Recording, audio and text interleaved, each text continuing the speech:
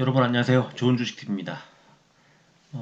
우려했던 대로 파월 연준 의장의 발언이 시장의 기대와 좀 어긋나는 그런 상황이 벌어졌고, 그 때문에 미국 증시가 이제 좋은 흐름으로 출발을 했다가 파월 발언 나오자마자 바로 추락을 해서 결국에 하락 마감을 했고, 그것보다 훨씬 더 큰 폭의 선물지수 지금 하락이 나오고 있습니다.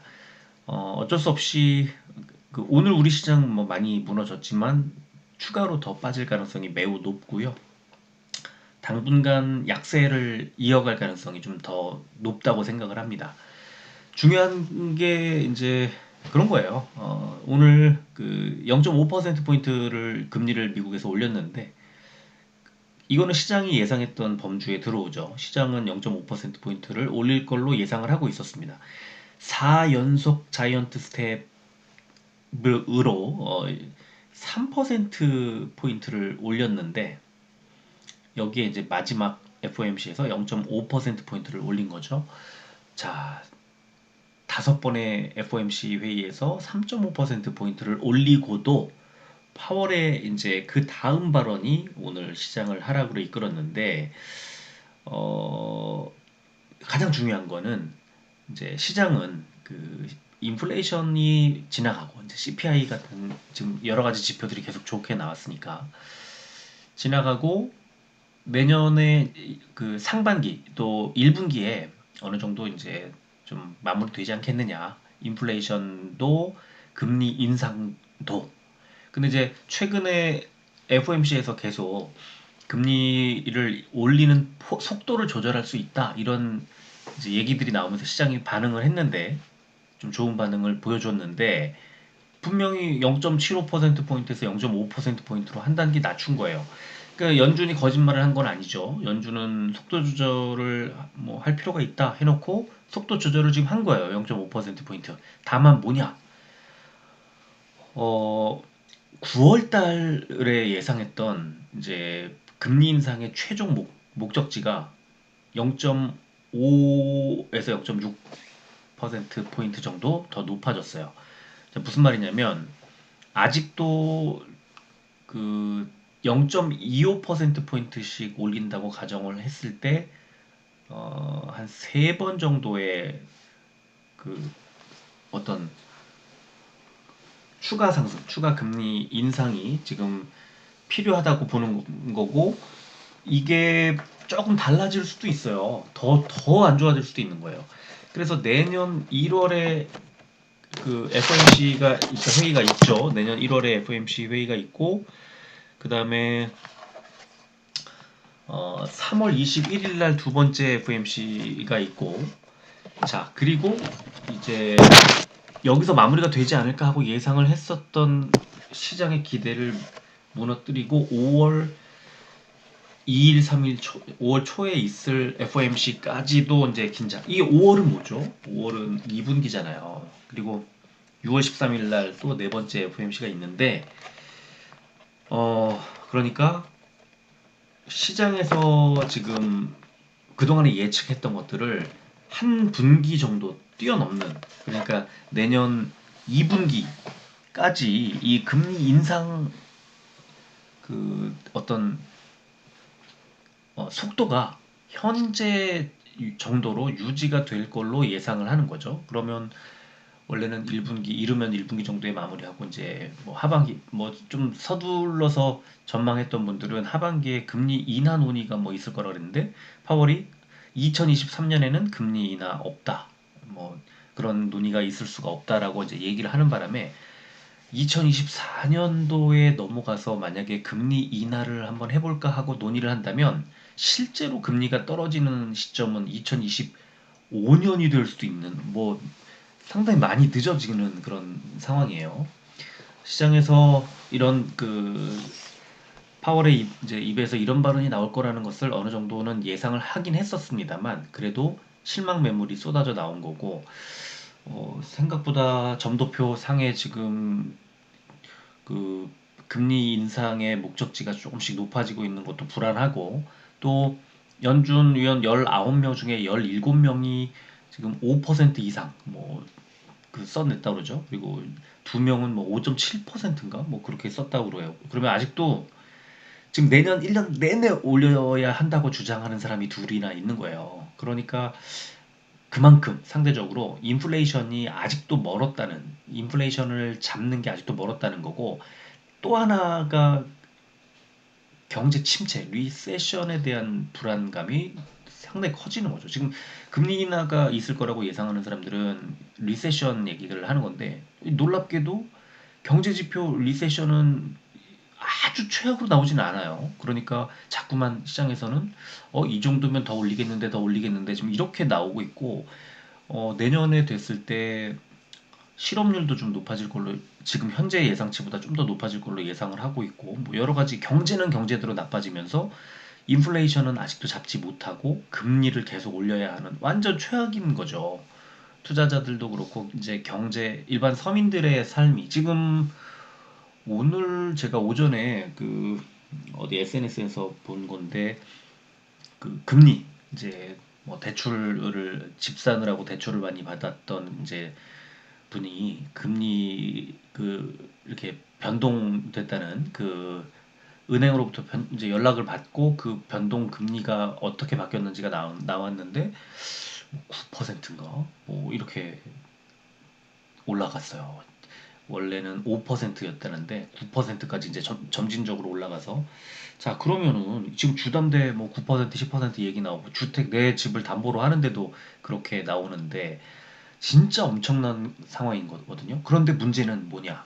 내년에 더 오른다는 거예요. 금리가. 만약에 아까 이제 그분처럼 뭐 누군지 어떤 분인지 모릅니다만 뭐 대략 집을 사서 뭐 대출을 집을 사는데 대출을 받았다고 하면은 한 3억에서 5억 원 안팎이라고 했을 때 5억 원이라고 치자고요. 그러면 5%면 2,500만 원 아닙니까? 월 이번 월 200 뭐 한 200 한 10만 원, 20만 원 정도 내는 건데 이게 9%면 4,500이잖아요. 월 400씩 내야 되는 거예요. 이자만. 어휴, 그리고 내년에 더 오른다고 하면 이게 엄청나죠? 지금 만약에 10%라고 하면은 이제 거의 뭐 10%대 올라가게 되면 월에 500만 원 정도를 이자로만 내야 되는 진짜 엄청난 그 부담이 생기는 거죠. 그러니까 지금 경제가 상당히 어려워지고 금리 인상으로 인해서 서민들의 삶이 팍팍해지고 뭐 실업률 높아지고 이게 이제 다시 또 한번 지구촌을 뒤흔들지 않을까 내년에 그런 생각이 좀 들고요. 그다음에 경기 침체라는 게 뭡니까? 기업들이 돈을 못 번다는 거잖아요. 기업들이 돈을 못 벌면 주가가 어떻게 되죠? 주가가 잘 갈까요? 잘 가지 못할 확률이 훨씬 높아지는 거죠. 그래서 진짜 올해 이제 초반에 금리 인상이 막 미국에서 시작되고 우리는 작년부터 올렸지만 미국은 올해 3월부터 올렸지 않습니까? 지금 미국이 금리 올린 지가요 9개월밖에 안 됐어요. 뭐 한 몇 년 된 것 같지 않습니까? 느낌이. 근데 9개월밖에 안 됐습니다. 3월부터. 이 금리 인상 얘기가 시장을 뒤흔들기 시작한 거는 2020년 4분기부터였거든요. 그러면은 지금 그로부터 1년 하고도 한 3개월, 1년 4개월, 3개월 정도가 지나고 금리를 올리기 시작했는데 지금 9개월 만에 뭐 시장을 거의 뭐 초토화했고 뭐 난리가 났잖아요, 지금. 근데 이게 내년 뭐 최소한 상반기, 뭐 늦어지면 더 늦게까지도 금리가 계속 올라갈 거라는 거죠. 그러면 기준금리에다가 시중에 이제 시중금리 그 마진을 붙여서 판매를 할 테니까 그러면은 뭉칫 돈을 들고 금융기관에 맡기는 사람들이야 계속 좋아지겠지만 대출을 받고 돈을 빌려서 생활해야 되는 분들은 계속 안 좋아지는 거고, 여기에 투자 그 현실도 이제 뭐 기업들의 실적이 좋지 않게 되면은 주가가 올라가기 어려운 구조, 배당이라든가 이런 것들이 나오기 어려운 구조. 그러면 점점 더 이제 금융권으로 은행이라든가 이제 뭐 채권이라든가 이런 쪽에 주식이 아닌 주식을 팔아서 마련한 현금으로 이제 금융권의 뭐 예금이라든가 뭐 채권이라든가 이런 쪽으로 투자를 하는 그런 자금 이탈, 주식시장에서의 자금 이탈이 더 가속화할 거고, 그렇게 되면은 더더욱이 주식시장이 어려워지는 그런 구조가 이제 되는 거죠. 내년에. 지금 오늘의 그 FOMC 파월의 발표 하나가 시장에서 그동안 그 막연하게 두려워했던 이제 모든 것들을 날카롭게 찔러버린 거예요. 그래서 오늘 우리 증시가 먼저 반응을 한 거고, 여기에 우리 증시가 좀 많이 빠지긴 했어요. 근데 여기에 이제 오늘 미국 시장 지금 선물 지수가 엄청 많이 빠졌습니다. 오늘 우리 지수만큼이나 지금 빠지고 있어요. 그래서 아마 오늘 밤에 미국 증시가 많이 빠질 텐데, 어, 뭐 흐름이 어떻게 될지는 모르겠습니다만 상당히 많이 하락한 상태로 출발을 하게 될 겁니다. 내일 아마 우리 시장이 좀 더 흔들릴 가능성이 높고, 지금은 2차 전지 같은 이제 그동안에 올해 내내 시장을 이끌어왔던 종목들이 업종이 지금 어려움을 겪고 있는 그런 구간에서 뚜렷하게 시장을 이끌 만한 어떤 어, 뭐 테마 또는 그뭐 업종 내지는 뭐 아이디어가 보이지 않아요. 그래서 더 어렵게 하고 있다, 시장에서. 이럴 때 사실 가장 그냥 상식적으로 보면은 그냥 금리 쫓아가는 거죠. 주식 정리해서 뭐 예금이라든가 다른 채권이라든가 다른 금융 상품으로 갈아탔다가 증시가 좋아지면 다시 돌아오면 되는 거거든요. 근데 그게 쉽지 않죠. 잔뜩 물려 있고 뭐 여기서 이제 그 달콤한 어떤 수익을 뭐 맛보셨던 그런 경험을 했던 분들은 이렇게 상승할 가능성이 높지 않은 훨씬 낮은 그런 시장에서도 계속 현금을 쏟아 부어가면서 이제 어, 어떤 주식 투자 수익으로 만회하려는 그런 심리가 있고, 이럴 때 오늘도 오늘 계속 그 기사가 나오던데 어, 이른바 B2를 하는 분들이 또다시 늘었다. 신용 쓰는 분들이 굉장히 늘어서 이제 뭐 몰빵하는 거죠. 그래서 한 방에 이 만회하겠다는 그런 심리인 건데, 갈수록 시장이 어렵다 보니까 그런 분들도 좀 많이 그런 위험하게 보이는 분들이 많아지고 있고요. 저는 요즘 같은 시장에서 참 이 기다리는 게 참 지루합니다. 뭐 그 낚시하시는 분들이 세월을 낚는다고 그러잖아요. 그런데 이 주식 투자도 제가 계속 현금 들고 있자, 현금 들고 있자. 현금 들고 있자가 뭐죠? 주식을 안 들고 있자잖아요. 주식을 비중을 줄이자. 뭐 그런 거고. 최소화해서 들고 있는 거예요. 물론 좋은 종목을 이제 가려서 이런 와중에도 뭐 수익을 내는 뭐 그런 경우도 있겠지만, 그렇게 될 확률이 낮고, 또 그렇게 종목을 골라서 또 오늘 많이 오르면 또 팔아야 되고, 들고 있으면 내일 또 다시 폭락하고, 이렇기 때문에 시간도 많이 있어야 되고, 이래서 그냥 바쁘고 연말에 또 바쁘잖아요. 그래서 증시를 들여다볼 자신 없고, 그런 분들은 그냥 현금 들고 있으면 마음이 편한 시장이에요. 그래서 빠질 만큼 빠져라, 빠져라, 빠져라. 그러면 나중에 반등할 때 내가 사주마. 그렇게 여유 있게 들고 가는, 이 현금 들고 가는 그런 전략이 맞는 것 같고요. 음, 그 기다리는 시간 동안에 사람이 지치거든요. 그래서 지금 뭐 그렇게 마냥 기다리기 싫은 분들은 뭐 연말에 배당주라든가, 또 지금 뭐 낙폭 과대주라든가, 아니면 제가 얼마 전에 이제 종목 골라서 지금 회원들께 나눠드렸는데, 실적 기대주들은 지금 진짜 잘 가요. 그게 너무 신기하게.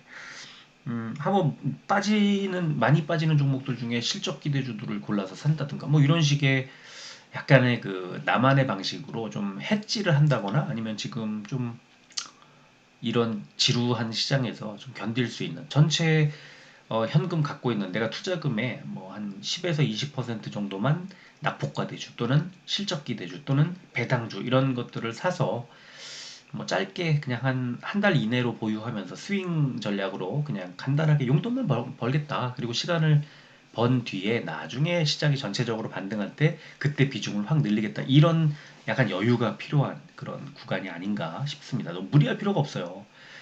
이런 시장에서 현금을 잃고 투자금을 잃으면 나중에 기회가 왔을 때, 증시가 반등할 때 그 기회를 잡지 못해요. 그래서 뭐 워런 버핏이 투자금을 잃지 말라는 얘기를 강조했다는 그런 뭐 얘기도 있지만 진짜 그렇지 않습니까? 이렇게 뭐 주식 투자의 사이클을 생각해 보면 오를 때도 있고 내릴 때도 있는데 지금은 그냥 내릴 때일 뿐인 거예요. 그리고 내릴 때가 거의 막바지 이제 얼마 안 남았다고 생각했는데 약간 더 길어졌을 뿐. 그러면 내가 기다리는 시간이 조금 더 길어지면 되는 거죠. 길게 여유 있게 가져가면 되는 거죠. 그래서 그런 것들이 그 조급함이 망치고 여유가 오히려 증시의 투자자들의 성공을 좀 더 성공 확률을 높여주는 그런 가장 중요한 요인이 아닌가 이렇게 요즘에 이제 많이 생각을 하게 됩니다. 너무 조급하지 않았으면 좋겠고요. 그 조급해지지 않으려면은 이 뭐 이른바 몰빵, 비투 이런 것들만 안 하면 돼요. 그냥 내 여윳돈 가지고 전체 현금이 뭐 100만 원이 있으면 그냥 한 그중에 한 20만 원 정도만, 한 30만 원 정도만 투자를 하면서 짧게 짧게 가져가면서 20만 원 가지고 나는 한 만 원만 벌어야지 뭐 이런 느낌으로 그냥 투자를 가볍게 가볍게 해 나가다가 시장이 돌아설 때 한꺼번에 비중을 늘리는 그런 게 좋을 것 같아요. 지금은 너무 위험하게 좀 무리할 필요가 전혀 없는 시장이다. 이렇게 말씀을 꼭 드리고 싶었습니다. 자, 오늘 코스피는 307 종목 올랐고요. 540 종목이 빠졌습니다. 1.6% 하락을 했고 코스피 100이 1.85% 하락을 해서 대형주들 흐름이 좋지 않았다. 이런 걸 알 수가 있고요. 코스닥은 608 종목이 올랐고 803 종목이 빠졌습니다.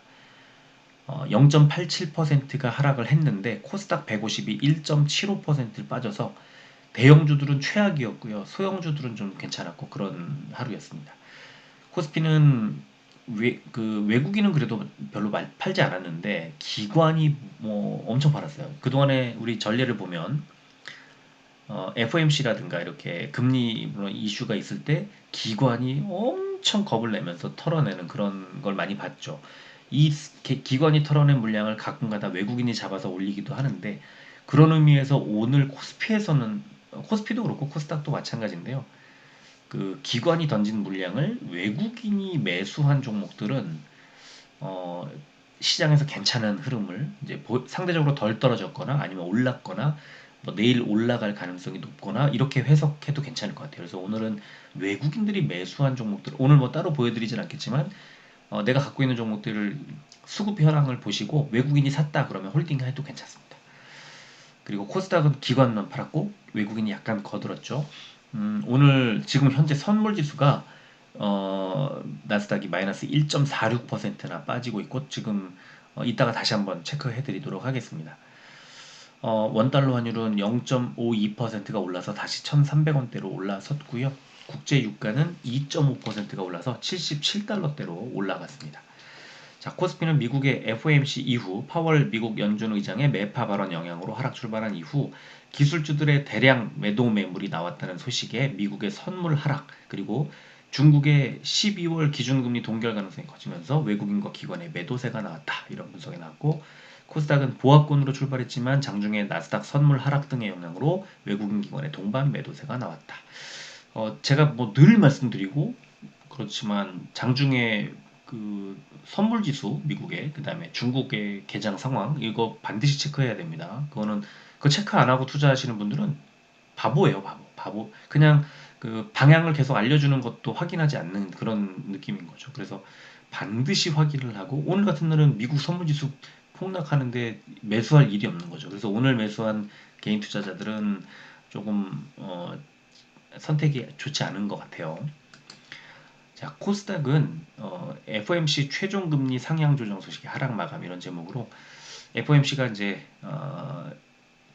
최종 금리를 상향 조정, 그러니까 최종 금리를 상향 조정했다는 거는 어, 최종 목표치가 4.5에서 4.6 정도였던 걸 5.1 정도까지 더 늘렸다는 거죠. 그래서 앞으로 금리 인상이 좀 더 가야 되는, 더 금리를 올려야 되는 뭐 그런 결론이 났기 때문에 이렇게 하락을 했다는 거고요. 그래서 미국의 경제 성장률 전망치 하향 조정, 그리고 원달러 환율 상승 영향으로 투자 심리가 위축됐다. 그리고 외국인 기관의 매도세 기반한 방송 서비스, 기타 제조업종 등이 약세를 보인 가운데 글로벌 의약품 품귀 현상 영향으로 제약주가 강세를 보였다. 이런 내용이 달렸는데 오늘 뭐 사실 코스닥의 제약주들 그렇게 그러니까 종목별로 엇갈렸어요. 뭐 전체적으로 제약 업종이 좋았던 거 나쁘진 않았지만 아주 좋았던 건 아니고 일부 종목이 좋았을 뿐입니다. 그리고 어, 임상이라든가 최근에 이제 뭐 그 약효가 입증이 되고 있는 뭐 그런 종목들 지금 잘 가고 있죠. 그래서 그런 이제 종목별로 좀 엇갈렸어요. 자, 시총 상위주 보겠습니다. 오늘 뭐 다 빠졌어요. 다 파란색이어가지고 뭐 특별히 그뭐 언급할 뭐 필요가 없는데 기아가 보합으로 마무리를 한 거 그게 조금 그게 제일 좋은 누름이었고 오늘 보면은 이제 삼성 SDI, LG화학, 삼성전자 우선주, 현대차, 포스코홀딩스, 삼성물산 정도가 이제 뭐 0. 몇 퍼센트 요 정도 빠졌기 때문에 큰 하락은 아니었고요. 그 다음에 많이 빠진 게 카카오가 5.79, 네이버가 5.67 이런 이제 성장주들이 금리 이슈에 민감하게 움직이기 때문에 좀 빠졌고요. 원체 뭐 많이 갔었기 때문에 좀 눌리는 거니까 여기서 좀 더 눌리면은 또 매수 기회 찾는 것도 뭐 좋은 자리 나올 수도 있을 것 같아요. 코스닥은 아예 다 빠졌는데 역시 마찬가지로 HLB, 에코프로 정도가 이제 0. 몇 퍼센트 정도 빠졌기 때문에 뭐 이 정도면은 아주 괜찮은 흐름이었다고 볼 수 있고요. 카카오 게임즈가 4.8% 하락을 했습니다. 자, 16위부터 30위 보면 빨간색이 드디어 보입니다. 오스템 임플란트와 ST팜이 약간 올랐고요. 어, 위메이드가 보합, 오늘 좀 오르다가 상승폭을 반납하면서 보합으로 마무리를 했고, 나머지 또 지금 보면은 뭐 성일 하이텍과 SFA 정도가 0. 몇 퍼센트 빠졌기 때문에 괜찮았다 이렇게 볼 수 있습니다. 업종은 코스피가 음식료 업종 제일 좋았는데요. 해태제과 식품이 4%대, 풀머니 2.2% 올랐고요. 하락한 업종은 서비스 업종이 제일 안 좋았습니다. 어쩔 수 없죠. 신세계 INC와 소카가 6%대, 카카오, 네이버, 한미글로벌, 콘텐츠리 중앙이 마이너스 5%대 하락이 나왔고요. 오늘 뭐 이렇게 보니까 이제 그 무슨 뭐 그 로봇 투자하는 그 뭐라 그러죠? 이렇게 어 증권사들마다 이렇게 운영하는 그 유료로 하는 것 같은데 거기 보면은 오늘 뭐 손절가 뭐 이탈하면서 오늘 뭐 네이버 카카오 콘텐츠리 중앙 CGV 뭐 이런 것들이 많이 대거 이제 이탈을 했더라고요. 그래서 로봇이 투자해도 투자 수익을 내기 어려운 현실이라는 거를 오늘 좀 느꼈고요. 그냥 안 움직이는 게 좋아요. 제가 볼 때는 여기서 골라가지고 뭐 올라가는 종목을 찾겠다 이런 건 욕심이죠. 지금 시장 분위기가 좋지 않을 때는 오늘 아침에 오전 장에서 그냥 약간 비중을 줄여놓고 그 돈으로 차라리 소고기 사 먹는 게 더 나은 그런 하루였다고 저는 생각을 해요. 너무 무리할 필요 없어요. 그리고 그냥 끝까지 그냥 들고 갈 필요도 없는 거예요. 오늘 외국인들 수급 들어왔던 몇몇 종목들 정도 오늘 코스피 코스닥에서 뭐 0. 몇 퍼센트 요 정도 빠진 이런 종목들 정도만 홀딩을 할 뿐 나머지 한 3%대 이상 하락한 종목들은 비중을 줄이는 게 맞았다. 저는 그렇게 생각해요. 그리고 코스닥은 운송 업종이 제일 좋았는데요. 선광, 야, 제가 이번 주말에 한번 보여드릴 기회가 있을지 모르겠습니다. 선광 지금 주가 보면요. 2020년대 초에, 2020년 초반에 9,000원대였어요. 지금 13만 원입니다. 야, 이 선광 같은 종목 보면 진짜 답이 안 나와요. 너무 많이 올라가지고. 근데 여전히 뭐 거의 빠진 적이 없어요. 거의. 그래서 뭐 여러 번 제가 소개를 해드렸지만 그 소개해드릴 때도 뭐 10만 원대, 11만 원대 계속 소개해드렸는데 지금 찔끔찔끔 올라가다가 13만 원까지 올라왔어요. 그리고 하락한 업종이 방송 서비스 업종이 제일 많이 빠졌는데 YTN이 마이너스 4%대, CJ ENM이 3% 하락을 했습니다. 코스피 의약 상승 종목은 경보제약이 16%대, 일동제약이 14%대, 진원생명과학이 12%대 올랐고요. 하락한 종목은 영진약품이 마이너스 6%대, SK바이오사이언스가 마이너스 4%대 하락했습니다.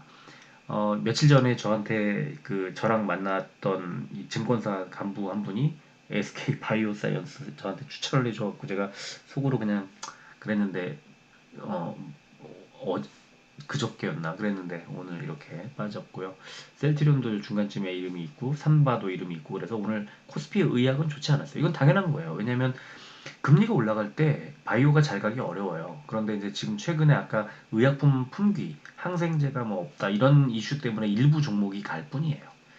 코스닥 제약 보면은 오른 종목이 SCM 생명과학은 이 개별주 모멘텀 때문에 그렇죠. 지금 어, 그 임상에서 이제 효과를 거뒀다 하면서 상한가 연일 뭐 지금 잘 가고 있고요. 인벤티지 랩도 최근에 너무 많이 빠져가지고 이게 괜찮겠다라고 생각을 했는데 너무 또 한 방에 많이 올랐네요. 10%대 올랐고 보로노이가 9%대 올랐네요. 빠진 종목은 아이큐어가 마이너스 8%대, 서울제약과 휴마시스가 마이너스 5%대 하락을 했습니다. 공매도 297억 원 늘었고 과열 종목 지정 현황 없고요. 공매도 거래대금 상위 종목이 카카오뱅크, 카카오, LG에너지솔루션, LG화학, 카카오페이 순이었고요. 코스닥은 에코프로 BM, 성일하이텍, LNF, 에코프로, 아프리카TV 순이었습니다. 공매도 거래 비중 상위 종목 보니까 롯데케미칼, 한솔케미칼, SD바이오센서, 롯데관광개발, CJ 순이었고요. 코스닥은 제넥신, 이오플로우, 레고캠바이오, 다나와 HLB생명과학 순이었습니다. 자, 오늘 뭐 소식이었어요. 오늘 이제 새벽에 나왔긴 한데 아침에 눈 뜨자마자 이제 그 미국 속보 이렇게 들여다보는데 뭐 여러 매체에서 이제 많이 다뤘습니다만 뭐 그냥 뭐 그냥 그거죠 뭐. 최근에 15년 사이에 가장 높은 수준으로 인상을 했다는 거, 그리고 0.5% 포인트를 올렸는데 이건 뭐 시장에서 예상했던 거죠. 근데 중요한 건 뭐냐면 내년까지 금리를 계속 높게 유지할 거다. 그리고 2024년까지는 금리 인하가 없을 거라는 그런 예상. 이 바로 중요한 정리가 나온 거죠. 그래서 이제 매파적 발언, 파월의 매파적 발언 때문에 결국은 시장이 좀 불안한 그런 방향으로 이어진 거고, 뭐 예상했던 대로 0.5%포인트를 올리는 건 맞았지만 향후 전망이 안 좋은 쪽으로 뭐 확 힘이 실리면서 지금 좀 시장 분위기 좋지 않아진 거고, 그 다음에 시장의 예상치가 계속 예상치에 맞게 부합하게 이제 나왔지만 연준이 이제 내년에 큰 폭의 금리 인상 계획을 시사하면서 시장 분위기가 얼어붙었다. 그죠? 거기다가 그 점도표 상에 이제 19명 중에 17명이 5% 이상으로 인상할 계획을 보여줬고, 이 중에 또 2명은 5.7% 이상을 써냈다 하더라고요. 그래서 지금은 내년까지도 금리가 시장을 지배하는 이슈가 될 거라고 봅니다. 그리고 외국인 투자자들이 지금 국내 시장에서 1조 원 이상 매도를 하고 있었다고 하는데 한 달 동안, 그래서 지금 환율은 좀 떨어지는 추세이기 때문에 외국인한테 유리한 그런 그 구간인데 아마 좀 시간이 필요할 뿐 이제 외국인들의 매수가 어느 정도 들어오긴 들어올 거예요. 근데 중요한 거는 우리 시장이 어디까지 빠질지를 좀 예상을 해야 됩니다. 왜냐하면 시장 분위기가 좋지 않을 그런 그 재료들이 막 나오고 있는데 외국인이 사줄 리가 없죠. 그럼 그걸 알고 있는데 기관이 사줄 리가 없죠. 그러면 결국은 또 개인 투자자들만 치고받고 싸우는 그런 시장이 될 수도 있어서 여전히 저는 좀 쉬어가는 페이지로 삼자는 게 뭐 계속 강해지고 있어요. 그 다음에 이제 3분기에 국내 기업들 성장, 수익, 안정성이 다 나빠졌다 하면서 지금 영업이익률이 뚝 떨어지고 매출 증가율도 뚝 떨어지고 부채 비율은 최고로 높아지고 이제 이런 소식이 나왔는데요. 이게 4분기에 특별히 좋아질 일이 없고 내년에 특별히 좋아질 일이 없어요. 그러니까 당분간 경기 침체 구간으로 이미 들어섰고 경기 침체의 절정을 향해 가고 있을 거예요. 그래서 내년 1분기, 2분기 그 상반기 때 좀 예상보다는 좀 힘든 그런 구간을 거칠 수 있고, 전문가들 중에서는 코스피 지수가 1900대까지 내려갈 걸로 예상하는 분도 있더라고요. 그래서 그런 그 어떤 소수 의견이긴 하지만요. 그렇게 시장을 되게 안 좋게 보는 분들의 전망이나 의견도 좀 들여다봐야 돼요. 그래서 투자자들이 좀 그 다양한 뭐 잘 갈 거라는 것만 들여다볼 필요는 없고 좀 좋지 않을 거라고 보는 보수적인 시각에도 귀를 기울이자 이렇게 말씀드리고 싶습니다. 자, 수급을 보면 바로 이런 식이에요. 이제 외국인들이 매수를 했잖아요. 22,000주 3일 연속 매수. 그러면 셀트리온 오늘 2,500원 빠졌지만 비중을 줄였어야 될까요? 저는 그냥 셀트리온 이런 종목은 그냥 홀딩. 더 사지는 뭐 않아도 홀딩하는 것도 괜찮다 이렇게 보는 거죠. 특히 뭐 연기금이 사주고 금투가 오늘 바짝 쫄아가지고 이제 좀 팔았지만 그 금투는 원래 그렇게 해요. 왜냐하면 단기적으로 수익을 추구하는 이제 조직이다 보니까 이렇게 명백한 어떤 악재가 나왔을 때는 그냥 던지는 거예요. 이건 기계적인 거예요. 그래서 이렇게 금투가 던지는 매물을 외국인이 받아치는 이런 종목들은 반등할 때 강하게 움직일 수 있다 이렇게 보고요. 센트럴 헬스케어도 외국인이 지금 계속 9일 연속 사고 있어요. 그 매수한 양은 그렇게 많지 않았고 기관이 뭐 엄청 많이 팔았지만 외국인들의 매수세가 9일째 이어지고 있는 것에 주목합니다. 이거 그리고 최근 한 달 사이에 셀트리온 헬스케어를 외국인들이 한 30만 주 정도 매수 우위로 있기 때문에 역시 마찬가지입니다. 반등할 때 아마 강하게 움직일 수 있고요. 제약은 외국인 기관이 다 팔았죠. 기관만 샀어요. 개인만 샀어요. 그래서 셀트리온 헬스케어가 1,200원이 빠지고 제약은 1,100원이 빠졌지만 전 뭐 전망은 그 제약보다 외국인들이 사고 있는 헬스케어의 전망이 더 좋을 거라고 봐요. 위메이드는 오늘 좀 저는 이상하다고 생각하는 게 이따 차트 보면 좀 명확한데요. 21선에 어젠가 제가 말씀드렸죠. 21선에 붙어서 이제 오늘 이걸 올리려고 하는데 못 올라갔죠. 어느 정도 수준에서 올리지 못했죠. 끌어내리는 거예요. 계속. 어, 그러니까 매물벽이 강하게 서 있고 이제 여기 어느 정도까지 올라온 뒤에는 던져요. 수익을 이 짧은 구간의 수익을 실현해갖고 단타를 칩니다. 오늘 누가 쳤죠? 딱 보자마자 외국인이잖아요. 26만 주. 그러면 이 외국인이 오늘 팔아치우면서 주가가 올라가지 못하고 끌어내렸다. 이거는 공매도도 많이 들어왔을 거고, 그런 이 개인들이 27만 주 넘게 매수가 들어왔는데요. 여기서 조금 좀 많이 빠질 수도 있을 것 같아요. 조심해야 됩니다. 지금 위메이드는 상승 모멘텀이 뭐가 있지? 이건 단기적으로 그냥 기계적인 기술적인 매매 그런 거 말고는 지금 그렇게 아주 강한 흐름이 보이지는 않는데 오늘 개인들이 27만 주나 매수를 했기 때문에 내일 주가가 좀 더 하락할 수도 있겠다. 이렇게 크게 좀 빠질 수도 있겠다는 생각이 들고 물론 어느 정도 또 빠지고 나면 다시 또 외국 기관이 지금 최근에 산 것도 사실 이해가 잘 안 되는 지점인데 이들은 그 급락을 하는 동안에 이 갖고 있던 물량의 평단가까지 끌어올려야 이 포지션 정리를 할 거 아닙니까? 그러니까 기계적으로 올리면서 이제 쫓아가서 결국은 매매를 하는 것 같아요. 조심해야 돼요, 진짜. 저는 지금 오늘 매수한 27만 주 개인들의 물량이 어떻게 작용을 할까? 이분들이 수익을 내면 좋겠지만 그게 쉽지는 않겠다는 생각이 들고요. 에코프로비엠도 오늘 개인만 매수를 했고 외국인 기관이 매도를 했고요. 어제 올라간 것보다 좀 더 크게 빠졌고 최근에 2차 전지는 오늘도 미국의 테슬라는 뭐 지금 계속 빠지고 있거든요. 이거는 진짜 조심해야 되는 구간. 2차 전지는 내려갈 때 살 필요가 없어요. 빠지다가 그냥 돌아설 때 반등할 때 사면 되거든요. 그래서 지금 에코프로비엠도 그렇지만 뭐 2차 전지주들 이 특히 코스닥 시장에 있는 2차 전지주들은 관망을 하는 게 좀 좋지 않을까 당분간 그렇게 생각을 합니다. 만약에 에코프로비엠이 10만 원이 깨진다면 거기서부터는 좀 관심을 가져도 괜찮을 것 같긴 한데요. 좀 지켜봤으면 좋겠다는 생각이 많이 듭니다.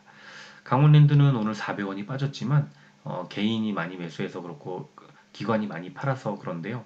일단 외국인이 어느 정도 매수가 들어왔다는 것은 24,000원에서 더 빠져봤자 제한적일 거고 어느 정도는 하방 잡아가는 게 아닌가 싶은 생각이 들고 연기금도 매수. 그러니까 오로지 금투 그리고 투신 이렇게 팔고 있는데요. 외국인과 연기금들이 매수하고 있기 때문에 하락세는 이제 제한적일 거라고 생각을 합니다. 자, 시간에 보면은 셀트리온 0.56%, 1,000원이 빠진 17만 8,500원. 헬스케어는 0.61%, 400원이 빠진 64,900원. 제약은 0.3%, 200원이 빠진 67,100원. 위메이드는 1.16%, 450원이 빠진 38,500원. 에코프로비엠은 0.49%, 500원이 빠진 10만 1,500원. 강원랜드는 보합으로 마무리를 했습니다. 셀트리온 딱 보시면 회색선 이 121선에 이제 어저께 닿았고 뚫으려고 하다가 윗골이 달고 못 뚫고 내려왔죠.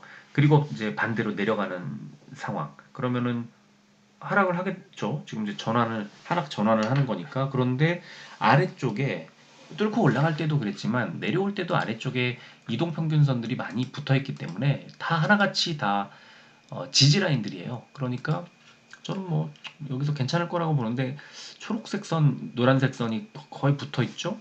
어, 60일선이 17만 7천 원, 21선이 17만 6,500원이네요. 그러면은 한 17만 6천 원 정도까지 뭐 11선도 17만 6,800원에 걸쳐져 있고 그러네요. 그러니까 17만 6천 원 정도의 저점 뭐 지지 라인, 뭐 마지노선이 있지 않을까? 전 뭐 그렇게 봐도 될 것 같고요. 헬스케어도 마찬가지입니다. 위쪽에는 지금 오늘 분명히 66,700원 고점이었고 6만 어, 이게 5일선 65,460원 정도 되니까 오늘 이 빨간색 분홍색 선이 241 66,600원 그렇죠? 241선이네요. 241선에 부딪혀 내려왔는데 자 오늘 뭐 음봉이 나왔으니까 또 그 하락하는 추세가 좀 이어질 수는 있겠습니다. 아래쪽에 제가 볼 때는 그 뭐 11선, 21선 자리가 64,800원, 900원 정도가 있기 때문에 한 64,000, 한 800원이나 700원이나 이 정도가 바닥 아닐까 조심스럽게 말씀을 드리고요. 약간 더 빠질 수는 있겠지만 그래도 뭐 크게 제한적일 거라고 봐요. 아주 많이 빠지진 않을 거라고 봅니다. 매물대로 놓고 보면은 64,400원 정도가 바닥이라고 생각을 하고요. 자, 제약은 분위기는 헬스케어보다 분명히 좋았지만 역시 음봉이 나오면서 21선에서 이제 지지를 받았어요. 21선이 66,200원, 오늘 저점이 67,200원. 그래서 21선 240 아니죠. 21선, 61선 또 11선, 5일선이 다 골고루 모여 있어요. 65,000원대에서 66,000원대에 골고루 모여 있고 일단 주가는 67,300원까지 올려놓고 마무리를 했는데요. 그 아래쪽에 이 촘촘하게 몰려있는 이동평균선들이 굉장히 강한, 뭉쳐서 강한 지지선을 만들어줄 겁니다. 제일 아래쪽에 있는 선이 60일선이에요. 65,500원. 그 자리가 바닥이라고 생각을 합니다. 자, 위메이드는 이렇게 21선에 정확히 눌렸죠. 21선 자리가 41,100원인데 오늘 그 고점이 41,700원. 그러면은 이제 21선 터치하고 음봉 만들면서 위아래 꼴이 비슷한 십자형 패턴. 그러면은 어, 하락 전환의 신호. 그러면 아래쪽에 11선, 5일선이 모여 있는 36,300원 정도. 이 자리 36,300원이 5일선인데요. 여기가 6% 정도 빠져야 되는 자리라 내일 당장 빠질 수는 없을 것 같은데 하지만 아래쪽으로 이제 좀 그 하방이 열리는 그런 흐름이 아닐까 예상을 하고요. 야, 여기서 만약에 단숨에 21선 뚫고 올라간다면 이건 굉장히 강한 뭔가 재료가 나오는 거겠죠. 그럴 수도 있겠죠. 뭐 어떻게 될지 뭐 알 수 없는 거니까. 그러나 지금 당장 보면은 좀 쉽진 않을 것 같은데 MACD가 이제 딱 크로스 골드 크로스 나오면서 이제 매수 신호를 오늘 보여줬는데 어떻게 될지는 좀 지켜봐야 될 것 같습니다. 저는 MACD는 매수 신호를 가리키고 있지만 저는 아래쪽 이 5일선, 11선 방향으로 약간 틀지 않을까 이렇게 예상을 좀 해볼 수 있을 것 같고요. 에코프로비엠도 이 초록색 60일선을 뚫지 못하고 오늘도 고점이 60일선이 지금 얼마냐면 10만 5,300원이에요. 오늘 고점이 10만 5,500원입니다. 그러니까 아주 60일선 10만 5,400원쯤 되니까 100원 정도 올라갔다가 바로 밀려 내려왔죠. 저항받은 거죠. 그래서 이 가격대에 가면 이제 좀 던지는 물량이 나오는구나 하고 이해하면 될 것 같고요. 대신에 하락을 할 때도 매물대 지지가 있었어요. 10만 2천 원짜리입니다. 정확하게 앉아 있는데 여기서 더 빠질까? 그러면 빠지면 지금 매물대 아래쪽 99,300원이에요. 거기까지 밀릴 수도 있습니다. 조심을 해야 됩니다. 지금은 그냥 어, 뭐 일주일 전, 2주일 전에 그 11만 7천 원까지 갔던 주가보다 10만 2천 원 이 주가를 보면 되게 싸 보이잖아요. 그러나 아직은 알 수 없어요. 어떻게 될지. 그래서 미리 섣불리 움직일 필요가 전혀 없는 그런 구간인 것 같아요. 그런 것들을 좀 감안하면 좋겠고요. 지금 미국의 테슬라라든가 또 중국의 2차 전지주, 미국의 2차 전지주들 다 좋지 않아요 지금. 그리고 뭐 리튬 가격도 그렇고 리튬 가격이 그 자체가 중요한 게 아니고요. 이게 수요가 많고 뭐 필요로 하는 게 많다고 하면은 가격이 올라가겠지만 지금 그렇지 않으니까 빠지는 거거든요. 그래서 조심해야 돼요. 그 주의 깊게 봐야 될 게 한두 가지가 아닙니다. 지금 원자재 가격들도 좀 가격을 봐야 됩니다. 이 HTS 들어가시거나 아니면 뭐 포털 사이트 치기만 해도 나오니까, 아니면 제가 지난번에 보여드렸던 광물자원공사 사이트 들어가면 볼 수 있거든요. 그렇게 챙겨 보시면 좋을 것 같고요. 그리고 강원랜드는 장대 음봉이 나왔습니다. 뭐 매물대, 그 다음에 60일선이 지금 24,000원인데 정확하게 이 60일선 자리에 지금 이제 앉아 있는 거고요. 자, 여기서 만약에 빠지게 되면 어디까지 갈까? 매물대, 지금 매물대의 바닥이 23,800원입니다. 한 200원쯤 더 빠지고 나면 그때는 상승 전환하지 않을까 예상을 해보겠습니다. 자, 지금 이제 중요한 거는 저는 지수가 아닐까 싶습니다. 그럼 지수는 뭐 미국 FOMC 발로 나온 이 하락세니까 이거를 미국 증시를 봐야 되겠죠. 그래서 다우존스 지금 지수를 보면은 이틀간의 음봉이 나왔지만 윗꼬리도 길게 달고 아랫꼬리도 달고 있고 이런 상황이에요. 빨간색 21선에 얹혀 있고 안 빠졌어요. 지금 아랫꼬리도 달았죠. 밑에 저점이 더 낮았다가 올린 거죠. 그러니까 오늘까지는 다우존스가 21선 안 무너지고 버텨줬던 건데, 오늘 지금 미국 지금 선물지수 어떻게 될지 모르죠. 좀 많이 빠지고 있어서, 자, 매물대 길게 뻗어있는 매물대 하단까지 밀릴 수도 있겠다. 1.5% 정도 하락한 빨간색 동그라미, 1.53% 하락한 매물대 바닥, 1.5% 정도 하락한 이 자리가 내일 오늘 밤에 미국에서 빠지면 저점이 아닐까 하는 생각이 들고, 나스닥도 지금 이틀간 음봉이 나오면서 오늘 보시면은 그 동그라미 빨간색 동그라미 두 개 있잖아요. 그 위쪽 동그라미가 아래 꼬리 끝, 저점 끝이 지금 매물대 지지받은 거예요. 근데 오늘 미국 시장이 한 번 더 빠지게 되면 그 아래쪽에는 지금 매물대 바닥이 아니라 이렇게 동그라미 쳐놓은 파란색 60일선과 이제, 그죠, 파란색 60일선이 이제 지나는 자리, 그 자리가 아마 그 오늘 밤에 나스닥의 하락 끝자락이 아닐까 싶은데, 그 자리까지 가려면은 마이너스 2.07% 하락한 자리입니다. 그래서 60일선 정도에서 지지 라인이 만들어져 있기 때문에 아마 그 지지를 받지 않을까, 이거보다 더 빠지기는 어렵지 않을까, 이렇게 생각을 하고요. 자, 이제 코스피 지수도 봐야죠. 코스피 지수는 지금 보시면 초록색 60일선이 아래쪽에 지나가고 한 8거래일 정도 쭉 횡보하면서 버티다가 이제 좀 빠질 것 같은데, 만약에 오늘 미국 증시가 무너지면 내일 우리 증시도 좀 안 좋을 텐데, 자, 밑에 V 표시해놓고 60일선 보면은 2330포인트 마이너스 1.28% 빠진 자리가 초록색 60일선 자리예요. 그래서 그 정도까지 좀 밀릴 가능성이 있다고 보고요.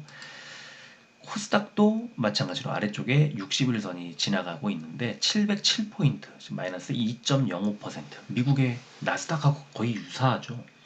코스닥도 그렇고 나스닥도 그렇고 지금 거의 뭐 비슷비슷하게 움직였던 거예요. 그래서 나스닥이 빠지는 만큼 코스닥도 좀 하락할 가능성이 있다, 이렇게 봅니다. 그래서 오늘 밤에 미국 증시 어떻게 될지 살펴봐야 되는데, 자, 지금 미국 여러분들 보시는 이 선물지수 보면은 다우존스가 마이너스 258, S&P 500이 마이너스 42, 나스닥은 마이너스 166까지 많이 빠지고 있는데요.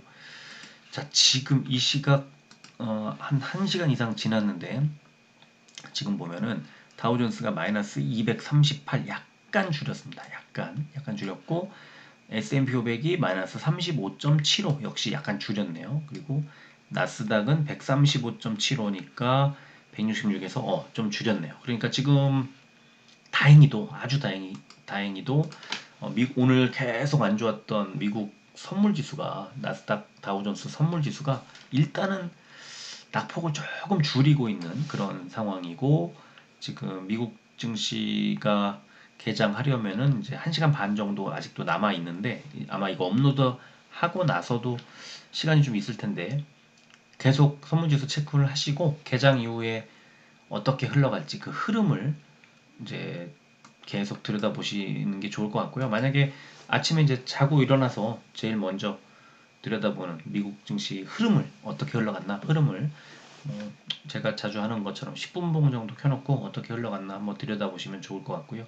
또 아침에 그 이제 언론에서 나오는 속보들도 좀 들여다보시면 뭐 어떤 것 때문에 그랬는지 또 어떤 업종이 강했고 어떤 업종이 안 좋았고 하는 것들을 그나마 어느 정도 체크할 수 있으니까 그렇게 하시고 내일 이제 이번 주 마지막 거래일 우리 거래일에 좀 장중 또 대응을 하시면 좋겠습니다. 자, 오늘 이제 늦었으니까 오늘 빨리 마무리를 하고 이따가 미국 증시 체크 꼭 하시기를 바랍니다. 오늘 여기까지 하겠습니다. 끝까지 들어주셔서 고맙습니다.